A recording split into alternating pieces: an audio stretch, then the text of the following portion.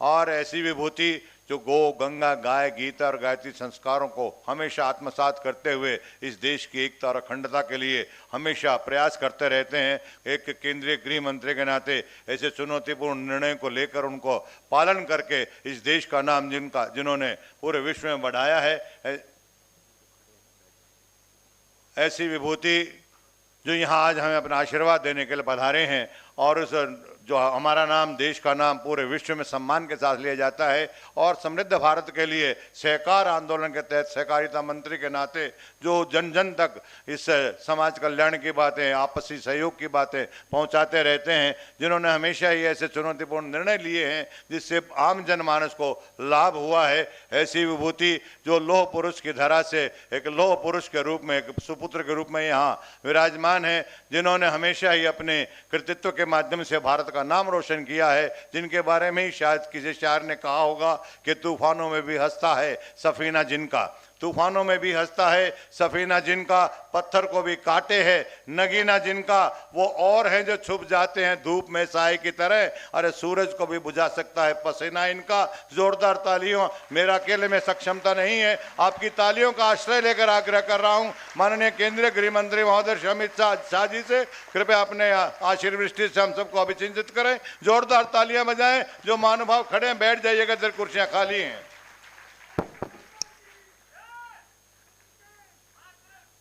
मंच पर उपस्थित श्रीमान नायब सैनी जी, मुख्यमंत्री हरियाणा प्रदेश, इस संस्था की अध्यक्षा और हिसार की विधायक श्रीमती सावित्री जिंदल जी, श्री रणबीर गंगवा जी, बहना आरती राव जी, हमारे प्रदेश अध्यक्ष पंडित मोहनलाल बडोली जी, कुरुक्षेत्र के सांसद श्री नवीन जिंदल जी, हमारे पूर्व सांसद और इस संस्थान में एडवाइजर लेफ्टिनेंट जनरल डीपी वत्स जी, विधायक हांसी विनोद भयाना जी और आज के कार्यक्रम में आए हुए प्यारे भाइयों बहनों और विशेषकर युवा विद्यार्थी मित्रों, आप सभी को नमस्कार, राम राम। आज एक प्रकार से मेरे लिए सौभाग्य का विषय है कि जहां गीता को गाया गया, ये पुण्य भूमि पर, जहां देश की सुरक्षा के लिए महाबलिदान हुए, ये पानीपत की भूमि पर, हरियाणा की भूमि पर आज महाराजा अग्रसेन की एक भव्य और उत्तुंग प्रतिमा का लोकार्पण मेरे हाथ से हुआ है। ये मेरे लिए सौभाग्य की है। हरियाणा की ये भूमि ने चिर पुरातन काल से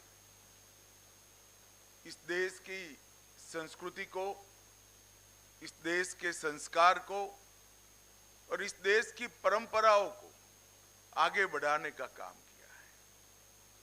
महाभारत काल से लेकर आजादी के संग्राम से लेकर आजादी के बाद के 76 साल में हरियाणा का योगदान हमेशा एक छोटे प्रदेश के रूप में सीमांकन होने के बाद भी देश के बड़े बड़े राज्यों से बहुत ज्यादा रहा है। इसलिए मैं सभी धाकड़ हरियाणा के भाइयों बहनों को बहुत बहुत अभिनंदन करना चाहता हूं। मित्रों, आज महान गुरुओं की परंपरा में सिखों के दूसरे गुरु गुरु अंगद देव जी की भी जन्मतिथि थी। सिख पंथ की गुरु परंपरा ने जब एक समय था कि देश के अंदर मूल संस्कृति ही समाप्त हो जाएगी, तब बाबर से लेकर औरंगजेब तक 10 गुरुओं ने संघर्ष कर हमारी परंपराओं को लचीला भी बनाया, पुनर्जीवित भी किया और जहां जरूर पड़ी वहां बलिदान देकर संघर्ष करने का काम भी। और इतिहास जो जानते हो सभी जानते हैं कि सिख गुरुओं की ये महान बलिदान ने ही आज हमें हमारे मूल रूप में यहाँ पर हमारा अस्तित्व टिका है। उसमें सिख पंथ के 10 गुरुओं का बहुत बड़ा योगदान है। मैं मनपूर्वक गुरु अंगद देव जी को प्रणाम कर कर मेरी बात की शुरुआत करता हूं। आज स्वर्गीय ओपी जिंदल जी की भी पुण्यतिथि है। ओपी जिंदल जी इस प्रदेश के बड़े राजनेता रहे।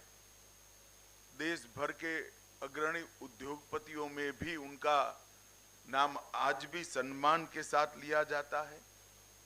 परंतु ये सब के साथ साथ वैश्य समाज में जन्मे इसके संस्कार के अनुरूप लाभ से पहले लोक की चिंता, मुनाफे के पहले समाज की चिंता और कारोबार से पहले करुणा का भाव, ये दोनों सिद्धांतों को ओपी जिंदल जी ने प्रतिपादित किया और इसी का सुफल है कि आज इतना बड़ा अस्पताल जहां करीब करीब 5 लाख लोग ओपीडी में सेवा लेते हैं। लगभग हर साल 180 के आसपास बच्चे यहां से मेडिकल स्नातक और अनुस्नातक होकर आगे बढ़ते हैं और कई सारे रोगियों को अनेक प्रकार के गंभीर रोगों की सबसे आधुनिक चिकित्सा व्यवस्था आज महाराज अग्रसेन की ये भूमि पर हुई है। वो ओपी जिंदल ने डाली हुई नींव का ही कारण है। आज यहाँ पर महाराज अग्रसेन की मूर्ति के साथ साथ नवनिर्मित आईसीयू का भी लोकार्पण किया गया। पीजी छात्रावास का शिलान्यास रखा गया और एक प्रकार से इस संस्थान को आगे बढ़ाने के लिए एक और कदम आगे बढ़ने का काम हुआ है। मित्रों, आज महाराजा अग्रसेन का भव्य प्रतिमा का अनावरण हुआ है। मैं इतिहास का विद्यार्थी हूं।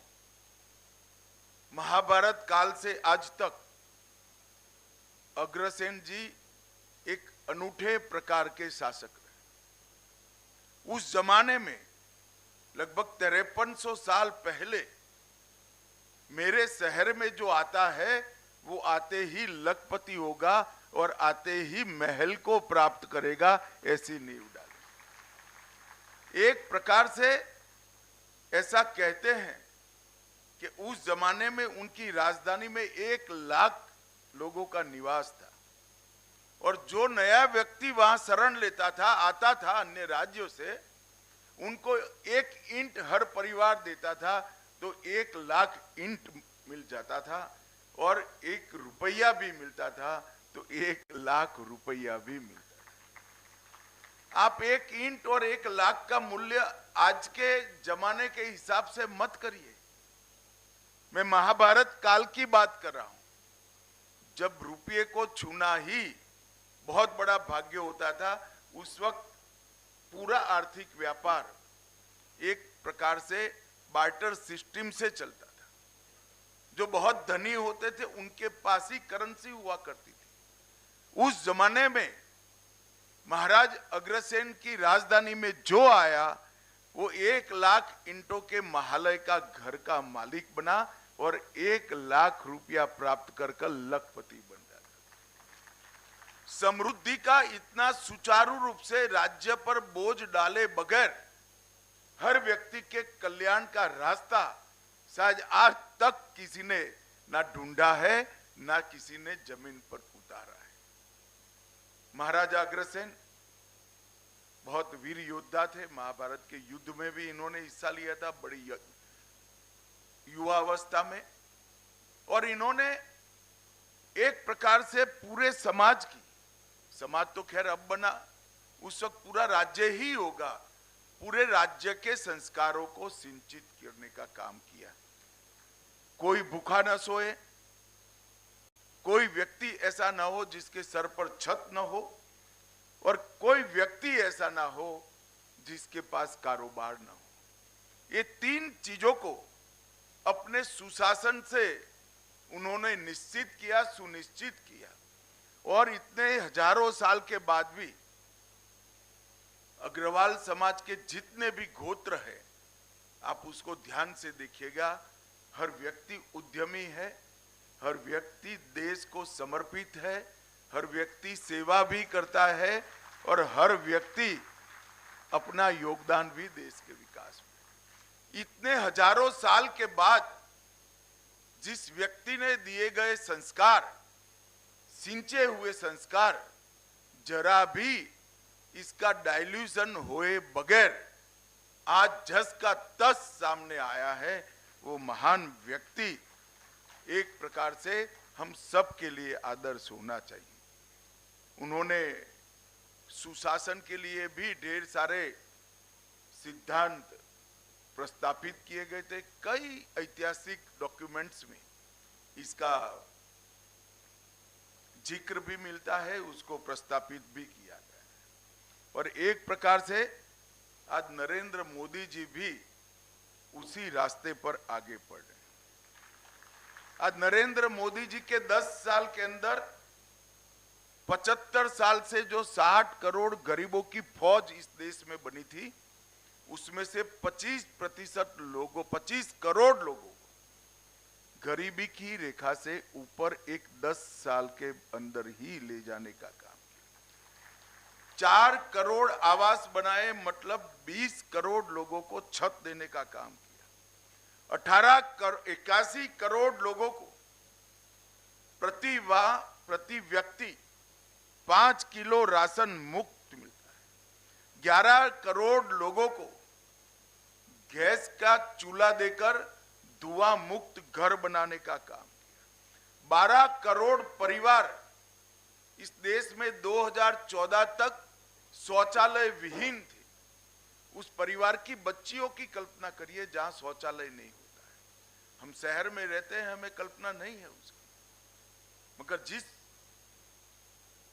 परिवार में शौचालय नहीं होता है, इसकी माताएं, बहनें, बच्चियां किस तरह से जीती हो। आजादी के 70 साल के बाद 12 करोड़ घर ऐसे थे जिसमें शौचालय नहीं था। और आज मैं अभिनंदन देना चाहता हूं हरियाणा सरकार को कि देश में सबसे पहले हर घर को शौचालय देने वाली सरकार हमारी हरियाणा सरकार बनी। 15 करोड़ लोगों को घर में नल से जल दिया। 60 करोड़ लोगों को 5 लाख तक का पूरा स्वास्थ्य का खर्चा फ्री ऑफ कॉस्ट कर दिया।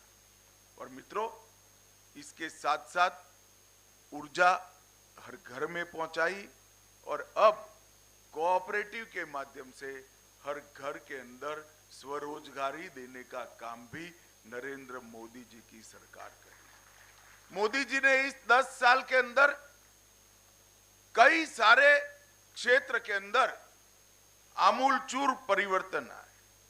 और आज मैं जब यहां आया हूं तब अस्पताल के प्रांगण में, मेडिकल कॉलेज के प्रांगण में मेरा कार्यक्रम है, तब एक होलिस्टिक अप्रोच के साथ नरेंद्र मोदी सरकार ने देश के स्वास्थ्य की चिंता करी।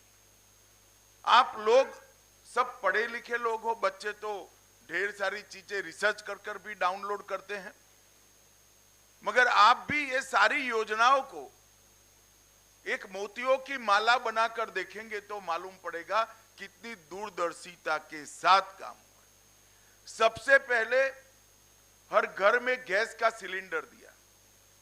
इसका सीधा रिश्ता महिला की, माता की स्वास्थ्य के साथ जुड़ा हुआ है। जो चूल्हा फूंककर रसोई बनाती थी, वो माता 25-30 साल में उसके फेफड़े अकाल फाइब्रोसिस से ग्रस्त हो जाते थे। 400 सिगरेट जितना धुआं इसके फेफड़े में हर रोज पहुंच जाता था। तो 12 करोड़ घर में जब आप गैस का सिलेंडर पहुंचाते हो तो वो घर को धुएं से मुक्त कर दो। 12 करोड़ परिवारों में आप जब शौचालय देते हो तो स्वच्छता के कारण पूरे परिवार तो छोड़िए, पूरे गांव का स्वास्थ्य अच्छा होता है। इसके बाद में योग मिशन आया। योग वो हमारी महान परंपरा है जो दवाई वगैरह के जीवन को सार्थक करती है और सालों से उसको भुला दिया गया था। आज न केवल भारत, पूरा विश्व योग से मानव के मन, शरीर और आत्मा तीनों के स्वास्थ्य के सुधार को स्वीकार करता है। इसके साथ साथ फिट इंडिया मिशन आया, फिर पोषण अभियान आया, क्योंकि ढेर सारी बीमारियों का कारण कुपोषित नागरिक होता है। फिर मिशन इंद्रधनुष आया, जिसके माध्यम से हर एक बच्चे को सभी के सभी टीके लगाकर उसकी रोग प्रतिकारक शक्ति को बढ़ाया गया। और फिर भी अगर कोई बीमार पड़ता है तो आयुष्मान भारत के माध्यम से 5 लाख तक की पूरे स्वास्थ्य की सुविधाएं करी। और उसके साथ जल जीवन मिशन भी लाए। शुद्ध पीने का फ्लोराइड विहीन पानी 15 करोड़ घर में पहुंचाया। आप सब जानते हैं, जो छात्र हो तो बहुत अच्छी तरह से जानते हैं, मानव शरीर में पानी का हिस्सा कितना होता है और स्वास्थ्य में शुद्ध पानी का रोल भी क्या होता है। ये सारी चीजें एक प्रकार से स्वास्थ्य से जुड़ी हुई, जो हमारे देश के स्वास्थ्य को पूरी व्यवस्था इसकी फिट करने से लेकर, पोषण से लेकर, टीका लगाने से लेकर स्वास्थ्य सुविधाएं बढ़ाने तक एक माला में पिरोने का काम ये 10 वर्ष में नरेंद्र मोदी सरकार ने किया। और उसके बाद नंबर आया मेडिकल इंफ्रास्ट्रक्चर का। मैं आज आपको कहना चाहता हूं कि मेडिकल इंफ्रास्ट्रक्चर में ढेर सारा काम नरेंद्र मोदी सरकार ने 64,000 करोड़ रुपया पब्लिक हेल्थ सेंटर और कम्युनिटी हेल्थ सेंटर इसके लिए खर्च कर कर एक बहुत बड़ा मेडिकल इंफ्रास्ट्रक्चर का बेसिक खाका बनाने का काम। 730 इंटीग्रेटेड पब्लिक हेल्थ लैब बनाए गए, 4382 ब्लॉक पब्लिक हेल्थ यूनिट्स बनाए गए और 602 क्रिटिकल केयर बॉक्स ये 10 साल के अंदर नए निर्मित किए गए। ये जब हो जाता है तो दिखता नहीं है, मगर करने में बड़ा व्यय होता है। 13-14 के भारत सरकार के बजट में 37,000 करोड़ स्वास्थ्य के लिए बजट था और 25-26 के करोड़ बजट में 1,37,000 करोड़ है। 1 लाख करोड़ की वृद्धि सालाना नागरिकों के स्वास्थ्य के पीछे हुई है। और आज मैं मेडिकल कॉलेज में आया हूं तब भी बताना चाहता हूं, हमारे यहां जब मोदी जी प्रधानमंत्री बने तब देश में 7 एम्स थे। ये 7 में से 6 भी अटल जी के टाइम में बने थे। कांग्रेस के टाइम में एक ही राजकुमारी अमृत कौर बनाकर गई थी। इसके बाद 6 एम्स अटल जी ने बनाए और आज 2024 में 23 एम्स है। वो बताता है कि कितनी व्यवस्थाएं बढ़ी। मेडिकल कॉलेजों की संख्या 387 थी और इससे बढ़कर 2 गुना होकर 766 हुई। 51,000 MBBS की सीटें थी बच्चों के लिए और 1,15,000 सीटें हो चुकी है और 85,000 सीटें ये 5 साल में हम बढ़ाने वाले हैं। 2 लाख सीटें, हर साल 2 लाख बच्चे डॉक्टर बनकर देश के लोगों की सेवा करने के लिए बाहर आए। पीजी की सीट 31,000 थी, उससे बढ़कर 73,000 हुई।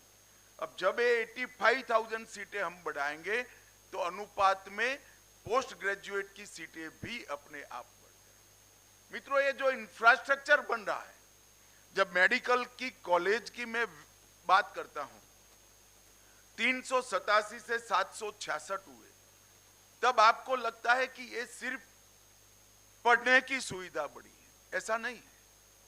जब एक मेडिकल कॉलेज चलता है तो हम सब रूल्स जानते हैं कि एक फ्री अस्पताल चलाना पड़ता है और 14 के 14 विभाग वो अस्पताल में रखने पड़ते हैं, क्योंकि छात्र को पढ़ाने के लिए अनिवार्य शर्त है।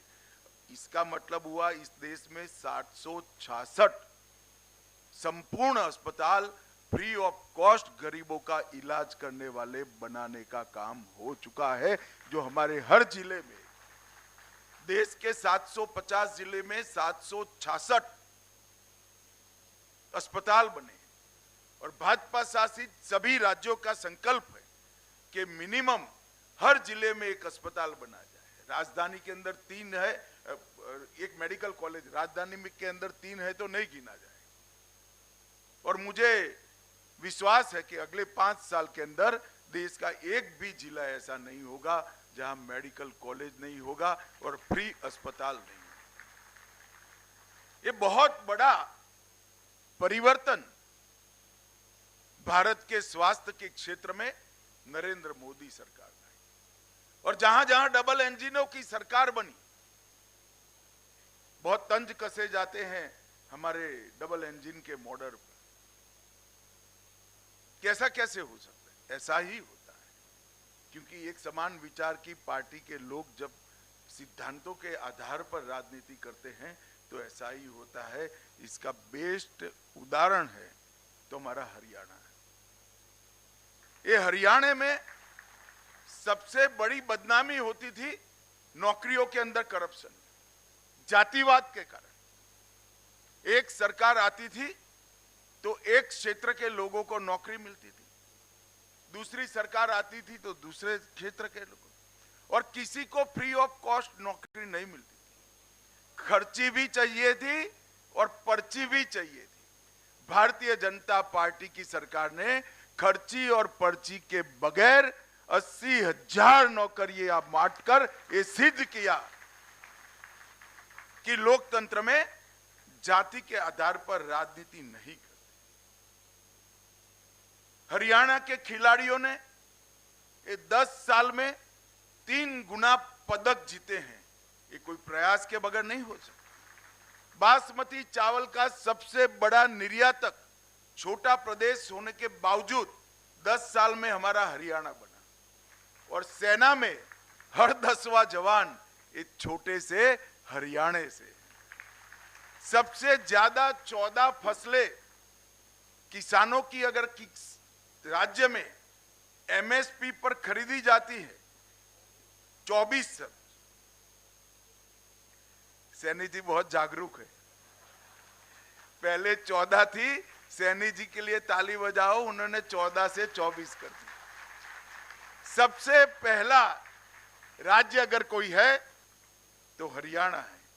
लाल डोरे के भीतर मालिकाना हक अगर पूरे देश में सबसे पहले किसी ने दिया तो हरियाणा ने दिया। एक भी सरपंच अनपढ़ न हो ऐसा कोई राज्य है तो हमारा हरियाणा है। पंचायतों में महिलाओं की 50% भागीदारी भी महिलाएं ने सुनिश्चित हरियाणा ने करी है। हर एक घर में नल से फ्लोराइड विहीन शुद्ध जल भी हरियाणा ने पहुंचाया है। और सबसे पहला धुआं मुक्त, मतलब एक भी घर में कंडे और टहनियां लकड़ियां नहीं जलाई जाती है, ऐसा राज्य कोई बना तो अपना हरियाणा बना। और सबसे पहला आयुष विद्यालय अगर कहीं बना तो अपने हरियाणा के अंदर। और हरियाणा का बजट हुड्डा साहब शायद कल देखेंगे अखबार में। हुड्डा साहब आप 37,000 का छोड़कर गए थे, हमारे सैनी ने इसको 1 लाख करोड़ तक पहुंचाने का काम, 2 लाख करोड़। आज सैनी जी मेरे डेटा को सुधारते ही जा रहे हैं। इसका मतलब कि आप जीडीपी भी बढ़ा रहे हो, जनता की सुख सुविधा भी बढ़ा रहे हो, गरीबों को भी आगे लाने का काम कर रहे हो और इंफ्रास्ट्रक्चर भी बना रहे हो। ढेर सारे काम है। आज विषय नहीं है इंफ्रास्ट्रक्चर पर बोलने का, परंतु मैं 2 आंकड़े जरूर देना चाहता हूं। जब 10 साल यूपीए की सरकार थी, तब 10 साल यहां पर भी कांग्रेस की सरकार थी। सोनिया मनमोहन की सरकार चलती थी। 10 साल में हरियाणा को 10 साल में 41,000 करोड़ रुपया दिया। और 10 साल नरेंद्र मोदी जी की सरकार चली, हमने 1,43,000 करोड़ रुपया हरियाणा को देने का, 3 गुना पैसा दिया।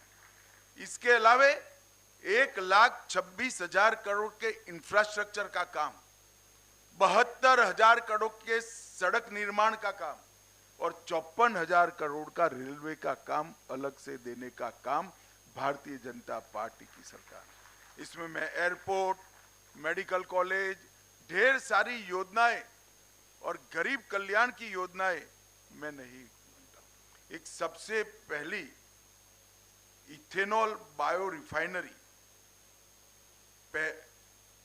भारत में पानीपत में इसका उद्घाटन करने का काम और ढेर सारे सुशासन के काम भी मनोहर लाल जी ने शुरू किए थे और सैनी जी आगे बढ़ा रहे हैं। ये सैनी जी, जब आप उनको देखोगे तो बड़े शांत, सौम्य और एक अद्भुत व्यक्तित्व दिखेगा।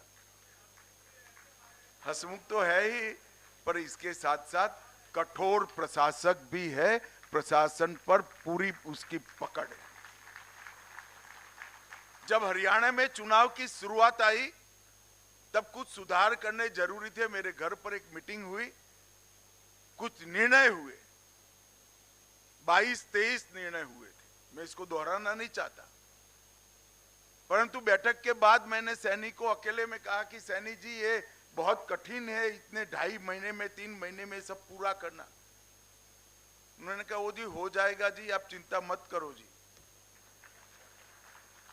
मुझे लगा चलो अच्छा है, कर ही लेंगे। मगर साहब, चुनाव की घोषणा के पहले सारे के सारे काम नायब सिंह ने पूरे कर दिए थे और ये इसकी प्रशासनिक क्षमता का उदाहरण। जब जनता के बीच में से उठकर एक सामान्य व्यक्ति राज्य के शासन की धुरा संभालता है, तब किस प्रकार का परिवर्तन आता है, इसका आदर्श उदाहरण हमारे नायब सैनी है। और इसीलिए कोई भी समस्या लेकर जाओ, वो हंसते हैं और हंसकर इसका स्वागत भी करते हैं और समाधान भी करते हैं। मित्रों, आज सबने मुझे यहाँ बुला है, तब एक बात मेडिकल कॉलेज के संचालकों को भी मैं कहना चाहता हूँ। हमारी नई शिक्षा नीति जो हम लाए हैं, इसमें बच्चों के अंदर जो मूल क्षमताएं पड़ी, किसी के अंदर चित्रकार पड़ा होगा, किसी के अंदर संगीतकार पड़ा होगा, किसी के अंदर खिलाड़ी पड़ा होगा, किसी को भले मेडिकल का स्टूडेंट होगा, डॉक्टर बनना चाहता होगा, इकोनॉमी की भी समझ होगी, किसी को सोशल सामाजिक विज्ञान की भी समझ होगी।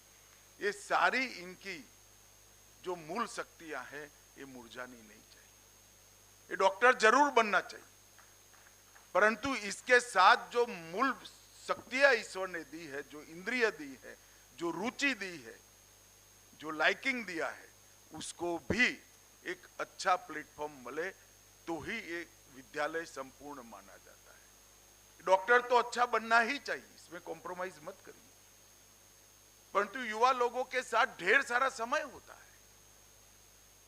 हमारी शिक्षा नीति के ऐसे वर्टिकल दिए हुए हैं।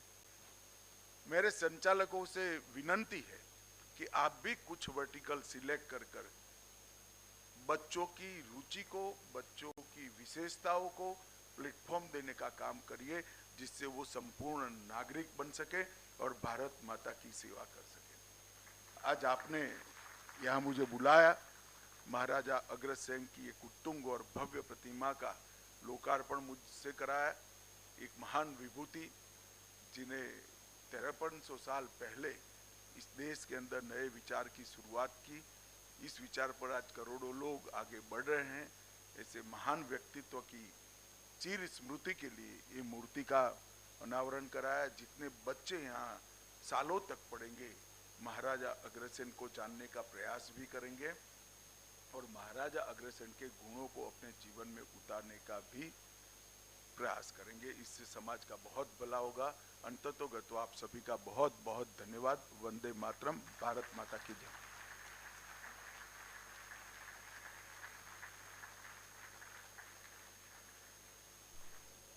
धन्यवाद मान्यवर, आपने भरपूर आशीर्वाद दिया है और हमें जो नई ऊर्जा दी है हरियाणा सरकार को ही नहीं है, पूरे हरियाणा प्रदेश को, उसके लिए हम आपके कोटिशः आभारी हैं और विधिवत रूप से आभार